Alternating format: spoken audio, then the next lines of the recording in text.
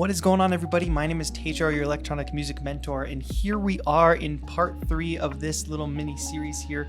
We are working on finishing, completely arranging, going on the timeline, and finishing this lo-fi chill track. Now, if you struggle with finishing and you want to jump right into this series right here, that's totally fine.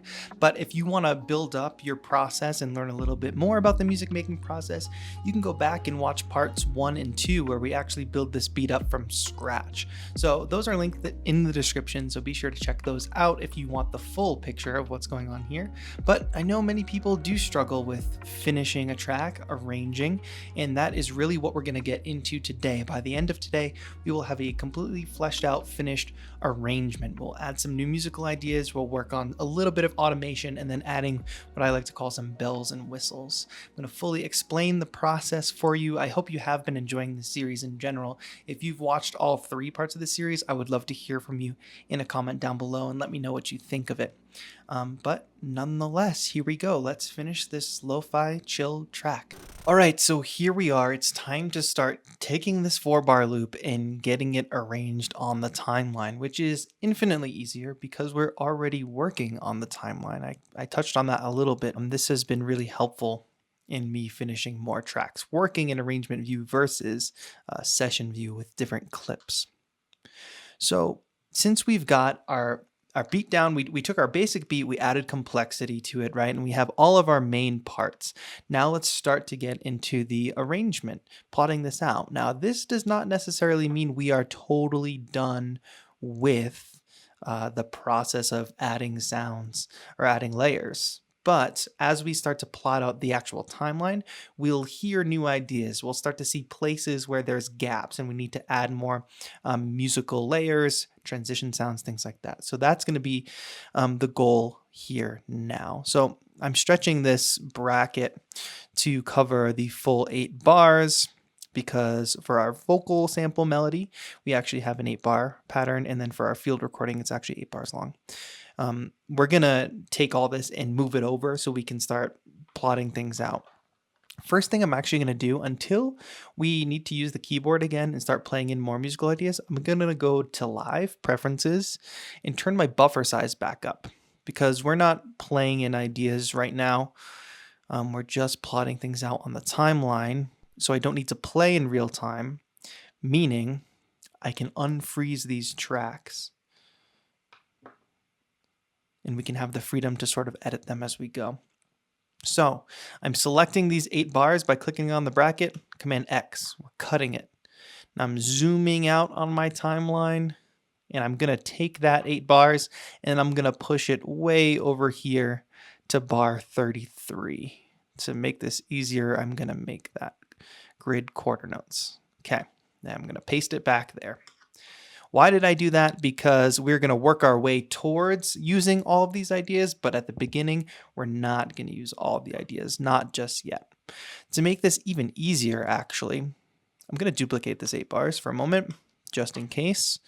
And for our drum pattern, now, if I want to start copying these loops and stuff, like taking this shaker loop and saying, okay, let's start with the shaker loop. Clicking and dragging that over is easy. But what happens when it's a bunch of little samples like this? That can be very annoying. So if I highlight all of these chops, I right-click, consolidate, it will put these into 8-bar phrases, or 4-bar phrases, I should say, these 4 bars. So now we don't have that problem of it being individually chopped loops. We have the full phrase. So I could just drag my kick over in an easy way. I don't have to worry about each individual sample. All right, now that that's out of the way, let's figure out how our track is going to start. Now we're taking everything from this kind of pile over here in the end, and we're going to start bringing parts over bit by bit. So I think obviously we need to have an intro with our field recording. Now I can turn the fade up here, have it fade in a bit. And maybe let's just do a 2-bar intro field recording and let's have our instruments come in at bar 3. And when I say instruments, I mean, let's pick one. Maybe just the initial piano comes in. Is this the real piano? It is. So let's drag this in And like I said, put it on bar 3. I'm paying attention to the grid lines. I'm doing everything cleanly on the bar lines. That's important.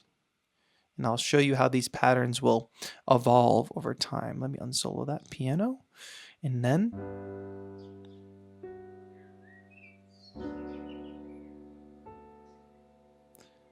now perhaps we can add a little bit more reverb to this piano.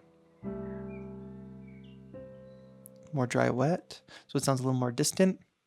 We could even, actually let me duplicate this pattern right here. We could open with an octave up pattern. So I'm selecting all the notes, shift up.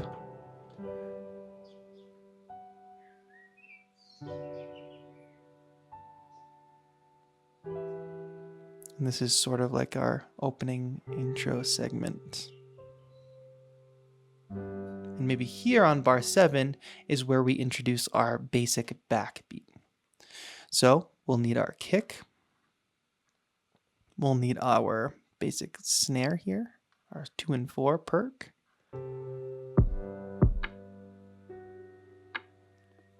Now notice our field recording is going to end. What you can do is fade out your field recording so it doesn't happen throughout the entire track. Maybe for this track, let's extend it and keep it going. So I'm going to duplicate this, but what I'm going to do is overlap them a little bit so that we don't hear an obvious transition. So I'm crossfading.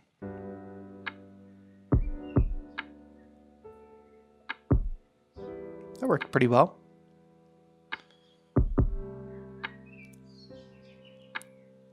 Now that's pretty simple. I do think we might want to add something more here too. I don't know if we should add the shaker or the hi-hat yet. Let's go ahead and try to add the hi-hat here. That's at bar 3 we're starting. Wrong, we're starting our backbeat at bar 7. Just keep it straight.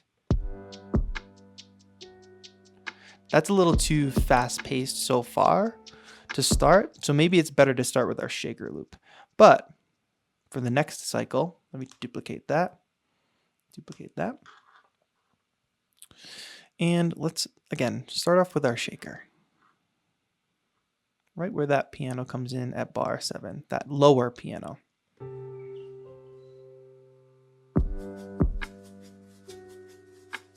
I like that. I'm gonna bring this down in the mix a little bit, mixing as we go here.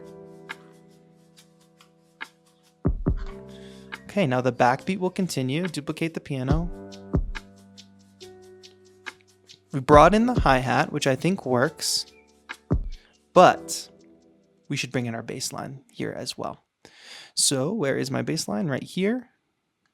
Let's bring this in. Now, before we go any further, we're building up this track. You notice we're using a very standard technique of introducing one musical idea, then layer on, then layer on. We're going to continue that pattern throughout, but pay attention to how long these sections are. It's no coincidence that each section is 4 bars long. 1, 2, 3, 4.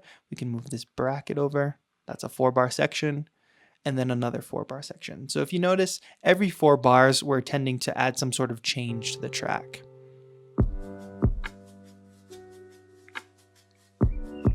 So we have that initial section, then our bass line comes in with our hi-hats. Sometimes you'll want to add 2 layers in. Sometimes you'll want to just introduce 1 new layer in. And now actually, I would like to make this bass line more basic. Let me actually just go back to the original, just playing the root notes. I'm going to get rid of those passing notes in between. Select this note, hit legato, which will make it go right up until the next note starts. Same thing here.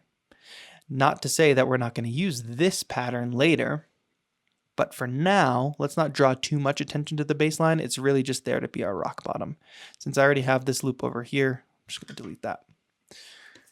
So now, this is very easy listening, you know, nothing too complex about this at all. We haven't introduced our sort of higher octave piano yet, so let's maybe introduce that here. Oh, let me turn loop off so we can play beyond that, listening to the transition.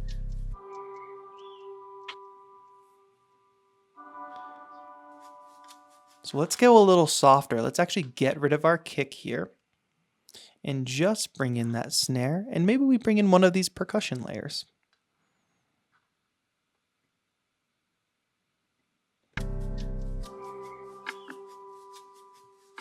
to make a little bit of a softer section here. Maybe even this, that's our hi-hat. We don't want that yet. Let me go ahead and find, there it is. That the reverby snare? That'll be a good thing to add here too. So you notice where it's ebbing and flowing, right? We have sections that are building and building, so there's more and more. And now, let's see, we've gone for about, starting from when the musical ideas start, we've gone 4, 8, 12 bars, and now we're kind of going back to a lull. We're taking the kick out, we're taking the bass out, we're still introducing new sounds, but the energy is ebbing and flowing throughout the track. We're going to continue that too. It's just a little more spacey. What I will do here is fade out that field recording. I'm already doing that. Now there at 19, it will be super satisfying if we bring that bass back in. We bring our hi-hat back in. We'll also add the addition of our open hi-hat. We'll keep our steady snare pattern. We'll bring our kick back. You notice I'm just hitting duplicate and moving them to where they need to go. We'll continue that. Since this is sort of like our first drop, you could say here, I'm making sure to not take much away. So I'm adding on top of what has already happened, or else it will sound anticlimactic for the listener, in my opinion. What are we missing? The piano. So now the listener has yet to hear the combination of the basic piano chords in addition to the bright piano chords, the bright reverby kind of sound. So now we have a very full section that is more full than anything the listener has heard yet.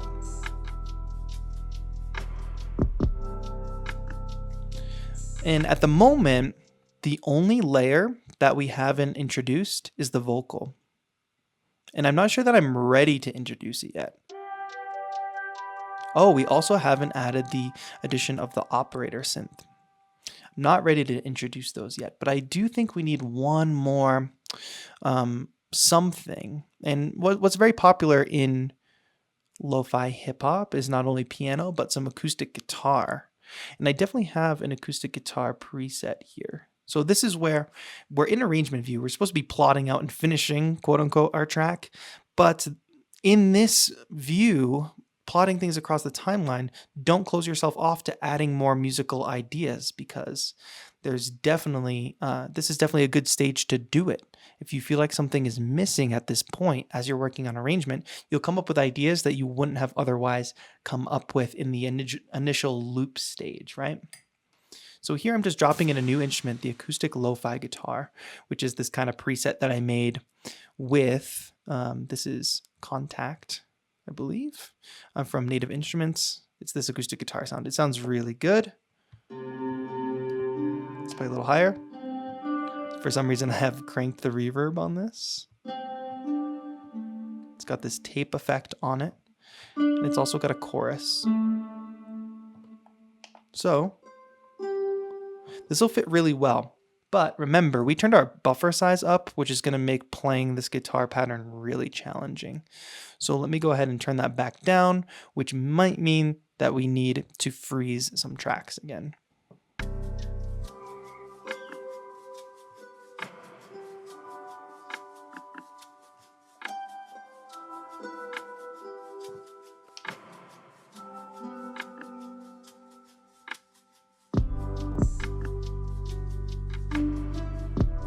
Now, live actually, if I switch over to session view and I play that section that has all the instruments playing, I can scan through and see which tracks are giving me the biggest CPU issue, and it is the Arturia piano plugins. Obviously, those are very robust plugins, so those are the ones I'm targeting when I'm looking to freeze specific tracks. And that's no problem for now, because we can always unfreeze them. So I'm going to freeze them for now, and then add the guitar, and then as we get further along, once the guitar part is added and I'm not playing any more musical ideas, I'll go ahead and unfreeze them, and we'll continue on with our arrangement process. But introducing this new idea is going to be really helpful in propelling the track forward, making it interesting for the listener. It's lo-fi chill hop, right? So it doesn't have to have so much going on, but we also don't want it to be too boring, right? All right, so now that our tracks are frozen, we should have a lot less trouble with our CPU in playing this guitar instrument. And the idea I had was to introduce the guitar in this more mellow section.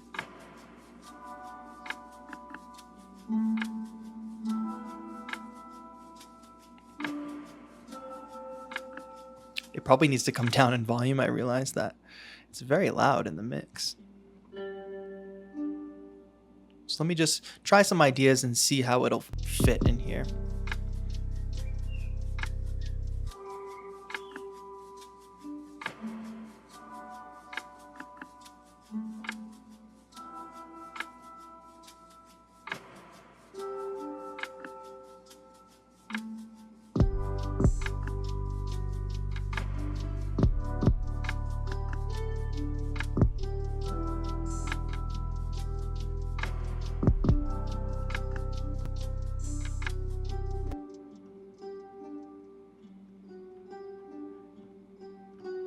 I think the trick to coming up with really simple melodies, especially when I'm just coming up with kind of a riff for a guitar, I'm thinking about, okay, if I was just playing a guitar riff, I would probably play a repeated pattern, not too many notes, right? So I'm finding a position on the keyboard.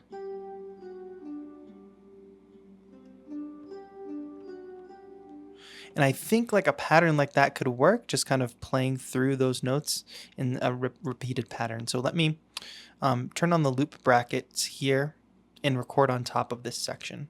Now when I hit record here, it's going to give me 2 bars of count in, which I've set in the metronome. Gives me plenty of time to be ready.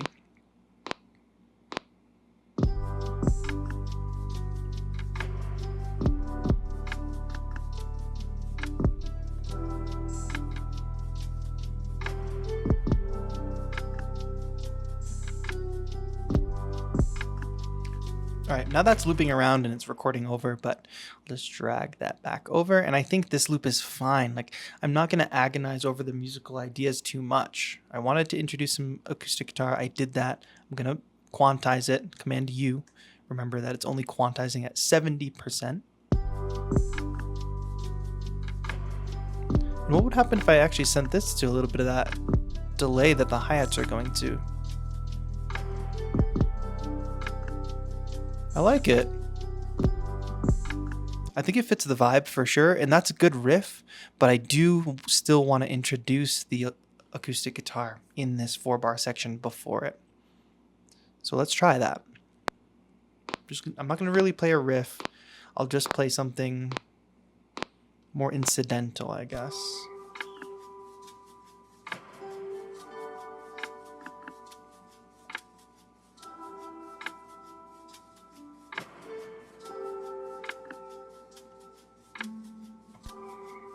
Easy, right? Just played some notes that pretty much fit. I'm not going to adjust them too much, like I might not even quantize these, but I do want to make sure that they're being held legato. So I could stretch it out, but I could highlight this note and hit the legato button, which stretches it out until the start of the next note. And I'm going to adjust the velocities.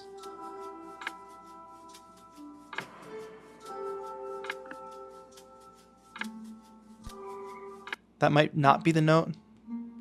That's the note I'm looking for. It leads better into the next melody. Turn loop off.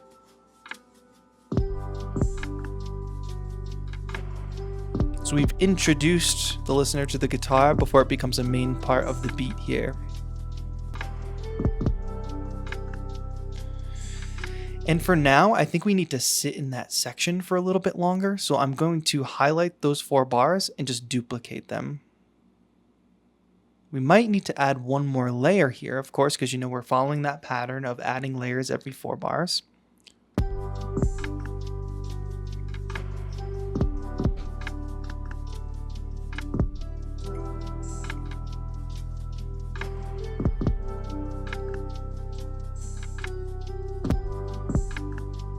We're just getting little glitches from the CPU, but that's okay, we'll survive. Actually, let's go into the acoustic guitar here, and for the second half, let's add some notes on top.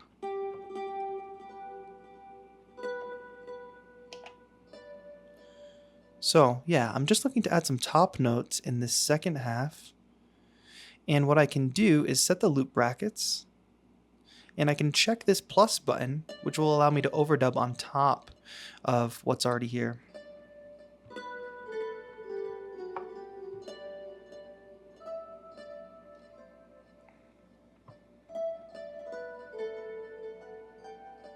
Just finding some notes that I think will fit well. I'm going to hit record, and we're going to be overdubbing on top of this. 1, 2, ready, go.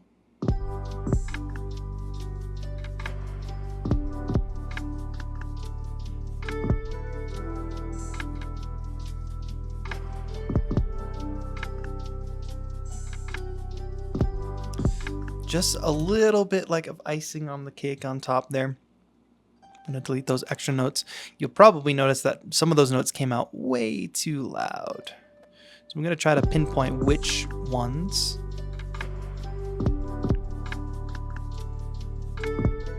That one for sure. We can see it poking out here in the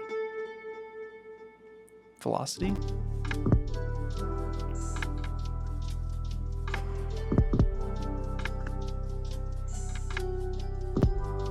Great.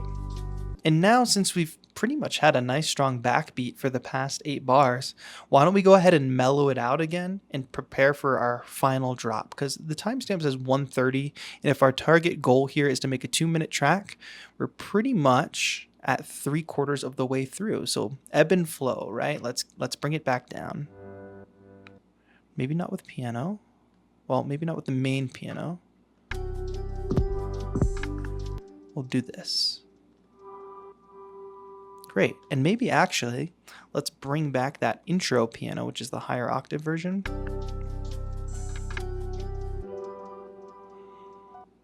Okay.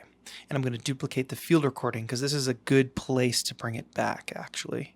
I'm going to drag it over here and have it fade in slightly before that downbeat.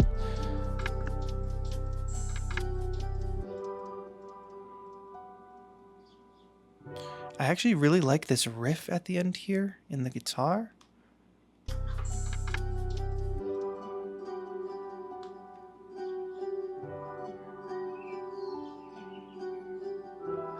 And wow, I think that works really well. So you can chop up your own ideas clearly. I think I'll alter it a little bit here. Let's hear it back.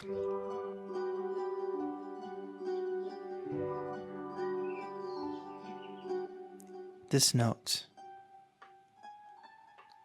Let's bring that up.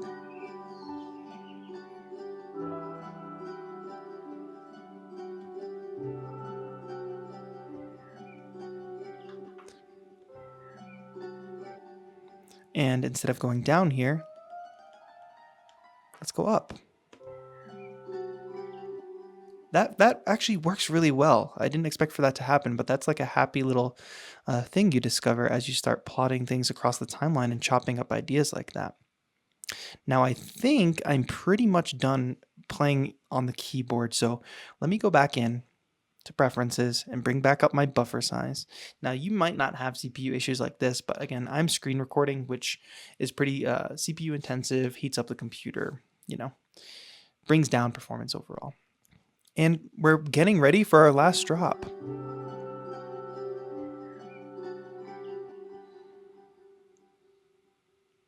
And you know, a nice kind of happy thing there too is I really like that gap where everything just kind of fades.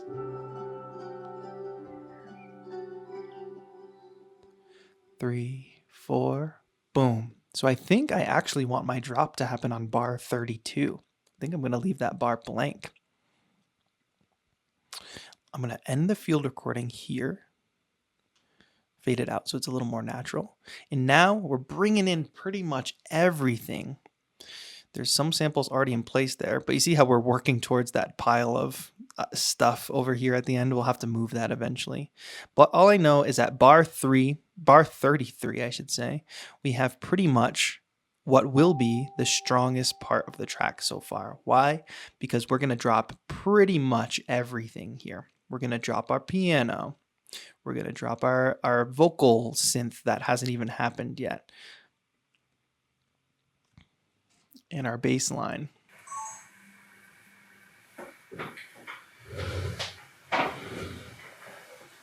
And we're going to do that as soon as I put this camera in the fridge and it cools down.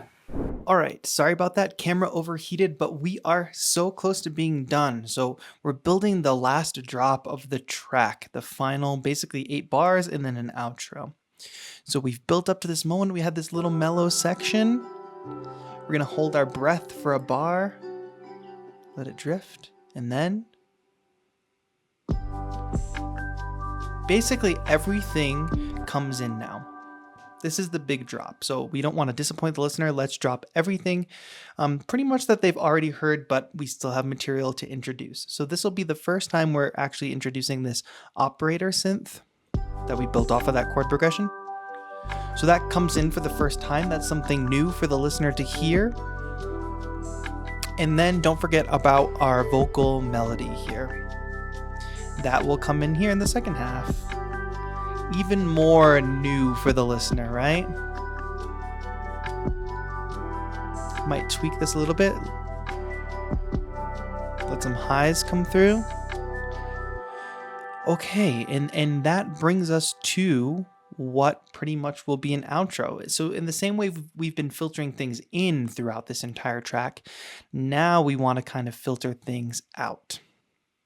So obviously the kick's going to go away, but I don't think it's too much to ask to have one last kick on that downbeat there.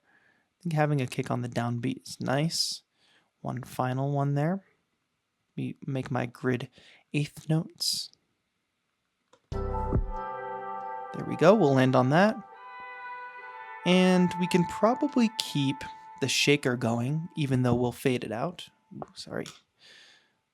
We can use Live's fades here. Just grab those fades, fade them right out.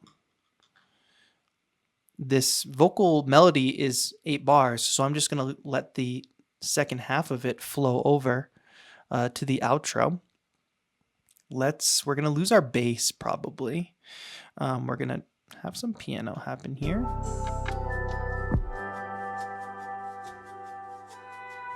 We'll keep the more atmospheric piano as well. And we'll let the operator synth play out too.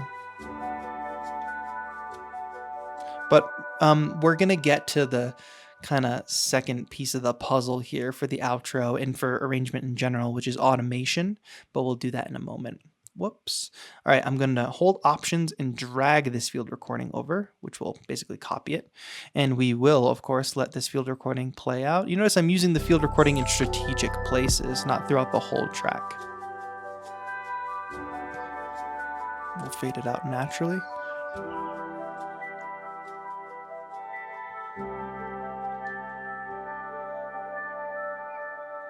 Now it's easy in loop-based music to not let the notes resolve. And what I mean by that is it ends on the last chord. Well, let's actually end it on the first chord. So I've duplicated that pattern and now I'm shrinking it down, or I'm going to shrink it down so that we get just that first chord. Actually, let me bring it back out to 4 bars. I'm going to delete all the subsequent chords and drag out these notes so that this is just one big long held chord.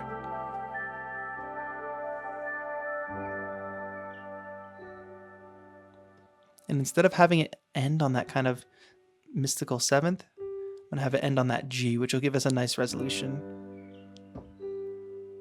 Great. Let's copy this down to the atmospheric pad as well.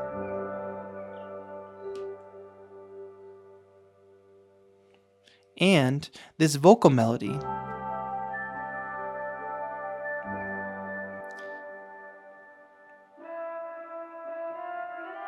Let's have that end on a G as well.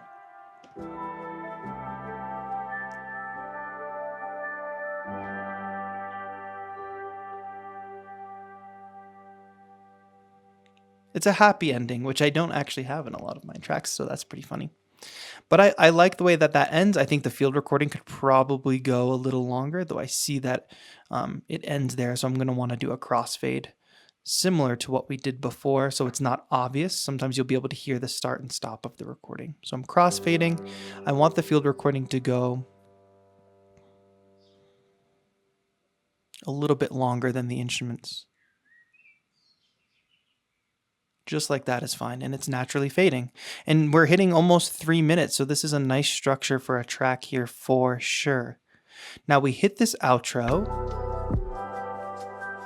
and we need to talk about automation for sure. Let's actually put a filter on this operator synth. So I'm going to go to Audio Effects, EQs and filters, and go to Auto Filter. I'm going to put it on top of the effects chain. We're going to want to sweep it down like this to kind of fade that sound out, filter that sound out. We're going to do that by automating this frequency knob to go down during this outro. I can go to the automation lanes, and I've clicked on frequency. I'm in my operator synth. Now I'm just going to gently fade that out. It doesn't have to go all the way down. We'll hear that fade over time.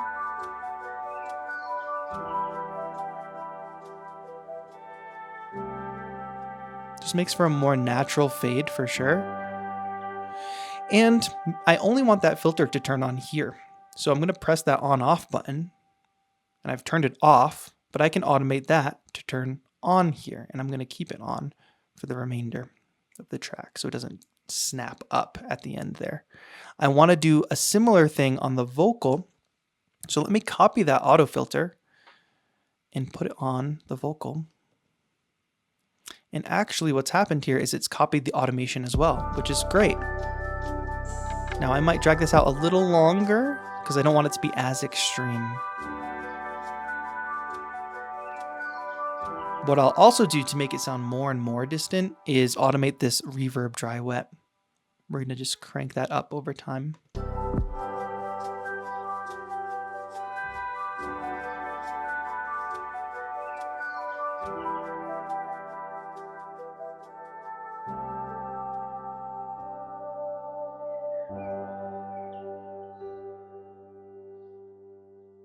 All right, so applying really simple automation like that is a good way to have change over time. We could have done that in a couple different places in this track, but you can get crazy with it and do more in different sections of your track, not just the outro. But that's just an example of how to apply automation to change some things. And I think it really adds to that outro to make things sound more and more distant. Now, there is one last final step to finishing this track, and it's like a stage I like to call like bells and whistles. Essentially, we're going to add some risers and some sound effects to transition between different sections and just make it that much more interesting. That's the one thing that this track is missing, the transition sounds. Now, I've actually got a few audio tracks set up here already. I'm going to duplicate it a couple more times in case I want to add more. And these audio tracks are just dedicated for these kind of risers, downlifters, kind of noisy sounds. I'm going to go out of automation view, actually, turn automation off. And we're going to dive through the sample library. I'm probably going to use Splice for this particular instance because I know I have a lot of good riser samples here. Some samples may be a little too electronic. Some might be just right for this more ambient style. But what I'm going to do is just go through my Splice library and grab the ones that I think fit really well. And I'm going to drop them into the project, and then we'll worry about placing them. So literally, I'm just going through. And if you don't have Splice or any fancy sample libraries, find like a sound that is just white noise or something. Record your own noise. Even sounds of like the ocean or field recordings can work. That could work. So I'm just grabbing these and dropping them onto one track on the timeline. Nothing crazy. Obviously, I'm not using the harsh sounds.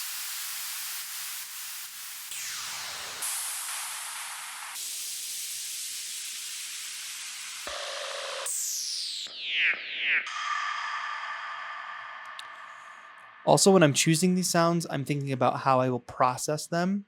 Usually I'll add some reverb. I love using a breath sound too. So I'm dumping that in there. I'm going to exit out Splice, Go full screen again. And now I've got these sounds that I can use in a couple different ways. We'll start with the first one. I'm going to turn this track off and work in track 23 for now.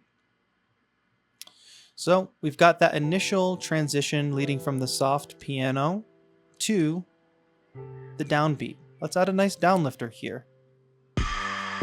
That's way too loud, and these types of sounds are naturally way too loud. So I'm going to bring them down in my mix, and for this particular sound, I'm adding reverb to it. That's why I'm putting these on different tracks, because I'll process them differently, I'll mix them differently. I'm going to turn off the EQ there, put that high quality.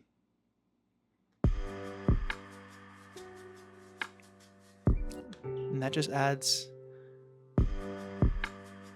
a nice sense of arrival to that entrance there. I think the next place I will want some type of transition will be at bar 15, because then we transition to a more mellow section. So let's actually use this sample. Seems like a good one because it builds up and goes down. It rises and falls. Let's try to line that up so that it rises up to the downbeat and falls after the downbeat. Bring that down in the mix.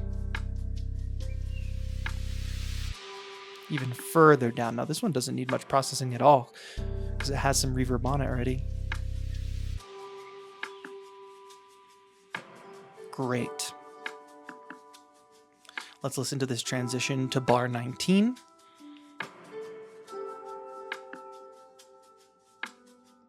Now, to add to this transition even more, aside from using the noises, I'm going to do a quick dropout of some sounds on beat 4. So this shaker, I'm going to automate the on-off here on beat 4. Go back into automation view, on-off. Let's turn it off here. And I'm going to do that for all of the drums as well.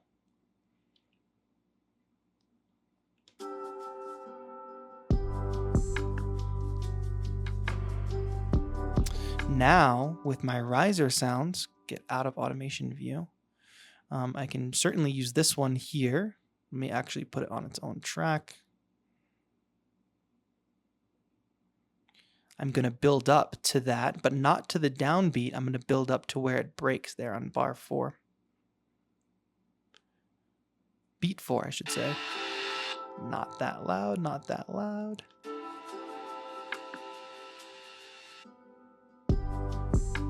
There we go. And to kind of complete the cycle there, I can have a downlifter on the downbeat, but I'll take this riser sound and reverse it, take the fade off, and suddenly, oh, don't crossfade them, suddenly I have a downlifter. But I'm going to put that back up on track 23 because I know that there's a reverb there, and I want a more reverberated sound. And maybe I want it to be deeper, so I just transpose it down. Even better. We're looking at the different sections and where we can sort of transition again. Now I have one sound that I haven't used yet, which is the breath sound. I'm going to save that for right here. So the next thing I probably want to do is add a downlifter to this section here, the more mellow part. And probably do the same thing with having a riser go right up to that end point. That tells our listener something's coming.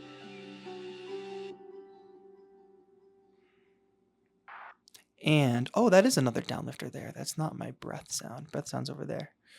So I could have a downlifter land here very quietly. So I'll bring the individual gain down of that sample. So it's super quiet. I'm going to do the same thing here. So it's a little more subtle. I could barely hear that, so I'm going to bring it back up. Being a little lazy here, not putting it on its own track, but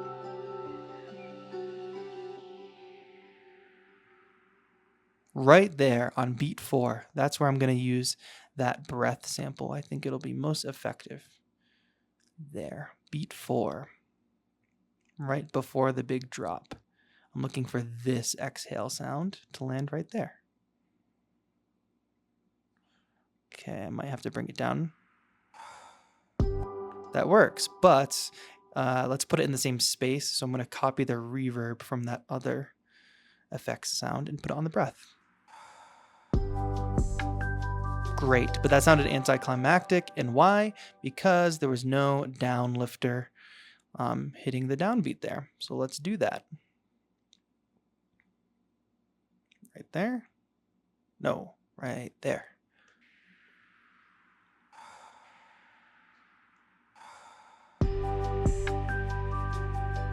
There we go.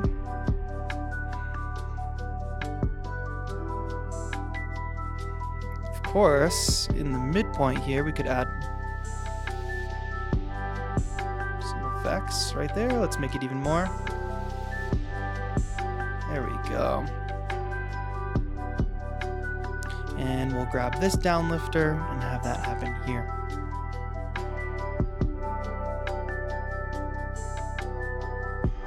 Let's actually do a riser into that. So you see, we're just like rising and falling between the sections. This is helping us transition, making it slightly more climactic to listen to. And just like that, we have assembled our FX, our bells and whistles. Could we go deeper and add more? Of course we could. But this is a nice, simple track. If I get rid of all the stuff I didn't use, like that track, let's get rid of all the excess tracks here. We're sitting on a fairly simple, about 25 track tune here. We get rid of the drum rack that we didn't use, simpler we didn't use. And these are all some really decent layers here. And we've pretty much finished the track. Now, is there more to add? We didn't really create a B section or anything. Of course, we could do that. And maybe that's a tutorial for another day. There's also the element of mixing and mastering, but you saw me mix as I went here.